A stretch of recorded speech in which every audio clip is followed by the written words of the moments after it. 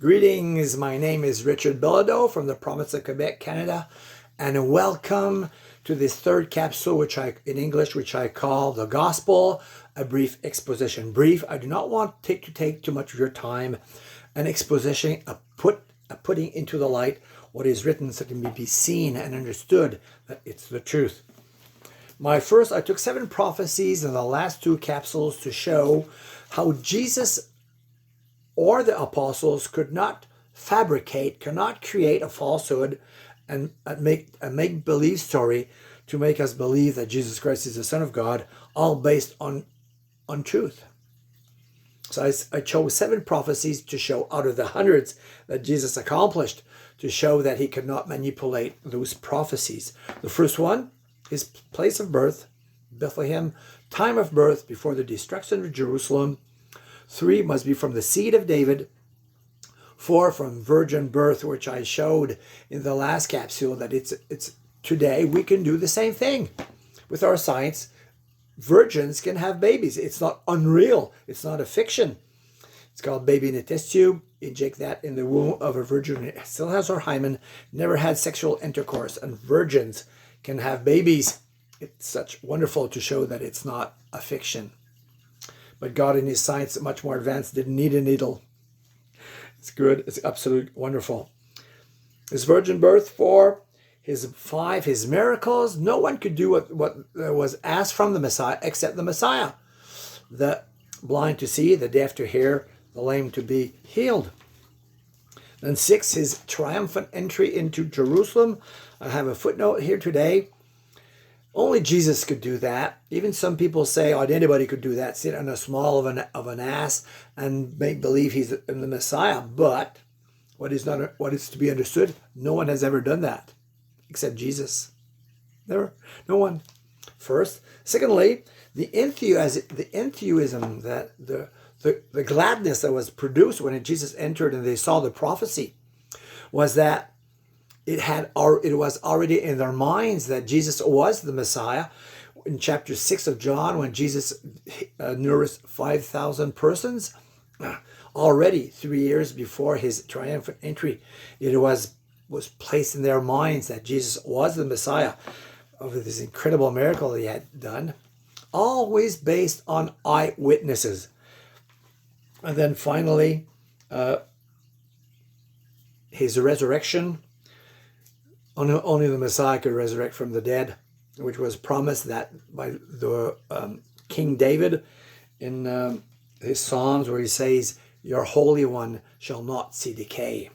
In the next capsule, I'll show how we can avoid this with science and prove only one conclusion to make. Jesus Christ is resurrected from the dead, but I shall do another capsule. Sorry for my English. I should say sorry for my French. That's how we say it, to excuse a French person trying to speak English. I would like to abort come on to a prophecy that's not told many times.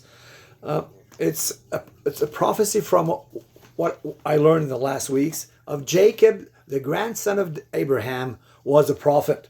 So I called it the prophecy of Jacob. It's in chapter 49, where Jacob it is written as this. And Jacob called his sons and said, "Gather together, that I may tell you what shall befall you in the last days." Wow, is he ever going far ahead in the time? He's a prophet. I learned that just reading that verse.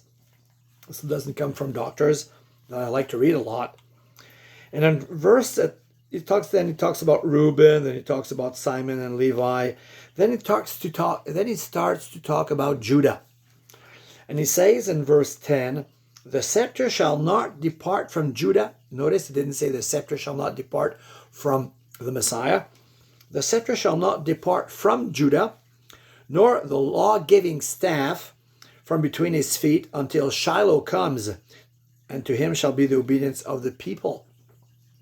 So what is understood here, the Shiloh, everybody in the Jewish world from all times understand that the Shiloh means the Messiah in the Christian world.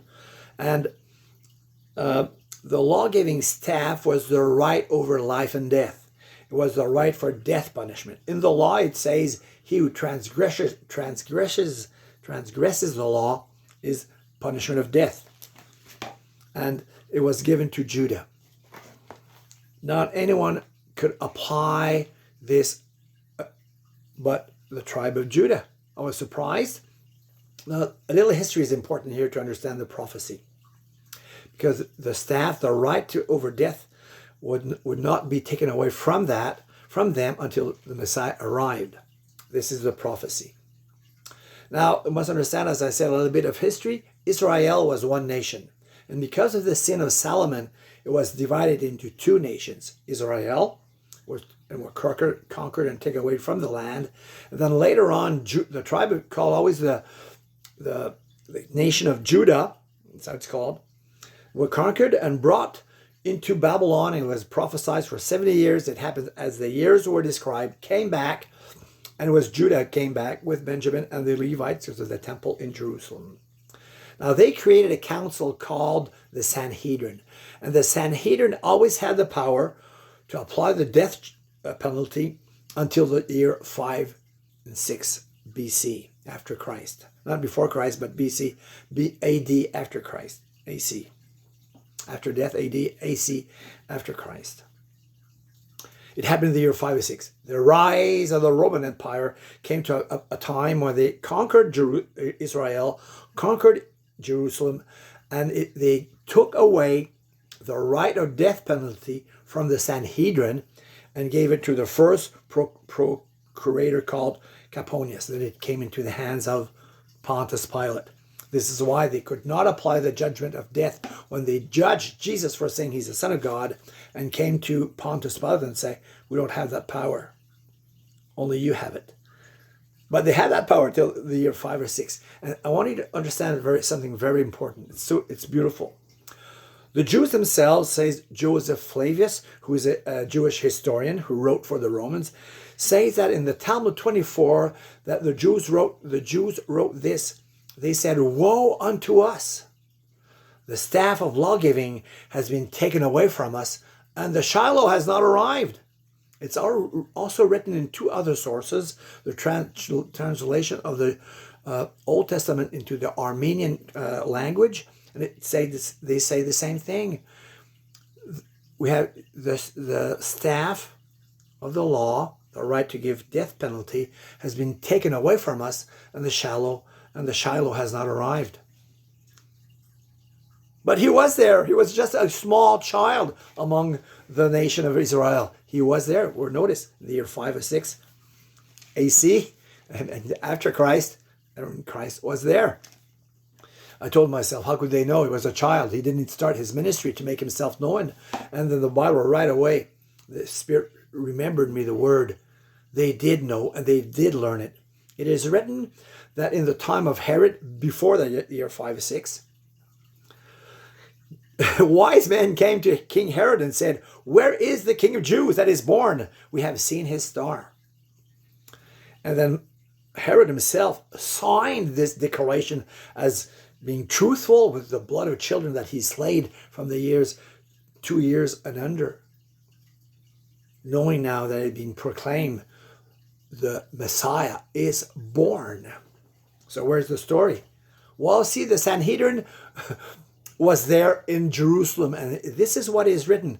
When the wise men came and announced to King Herod that that's before the years 5 and 6, that he was born, it is written, and all of Jerusalem was troubled by the news.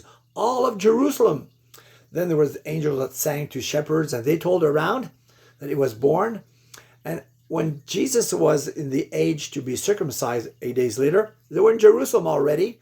And the prophetess called Anna came and blessed Jesus. And it is written, she told to all those around. Now they're in Jerusalem, and all those around the good news, the Messiah has been born.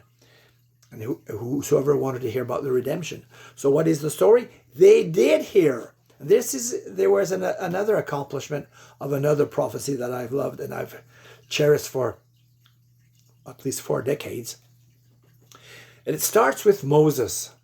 Moses said in Deuteronomy 29 that the Jews have not a heart to understand, have ears and don't hear, and have eyes and don't see. was taken by Isaiah and Isaiah 2, Isaiah 6, Isaiah 44, 45, Ezekiel, Jeremiah, and they repeatedly say, you have ears and don't hear. So when it was being heard by the wise man that the Messiah was born, when they wrote down and said, woe unto us, the staff of lawgiving, the right to give death penalty has been taken away, and he is not here. But he was there, and it was announced to them, and hearing they did not hear. Your king is born. I found that prophecy so overwhelming. I'm just enthusiast, whatever the word in English. I'm full of enthusiasm of an understanding. Another prophecy was, and that's cannot be manipulated by the child whose name is Jesus. Say, okay, rise, O Roman Empire, and conquer this country, and take away the staff of the rule of the law giving of death penalty. I'm just a child. I can manipulate you. Look how stupid it is. Just think that way.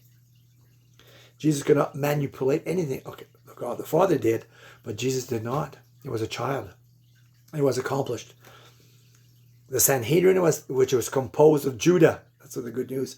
It was composed of Judah, and they had the right to death penalty, but it was taken away when the child would arrive. He was there as a small child, and they never understood that. They never believed it.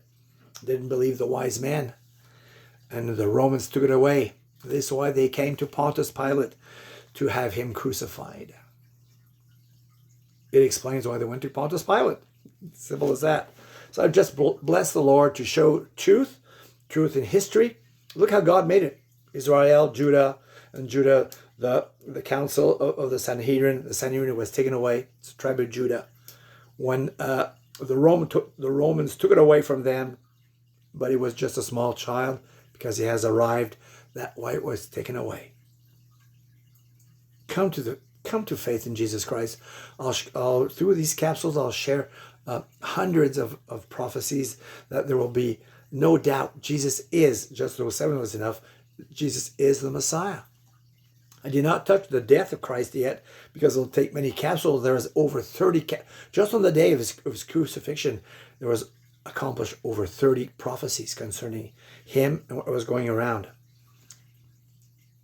Be blessed in the name of Jesus. Amen.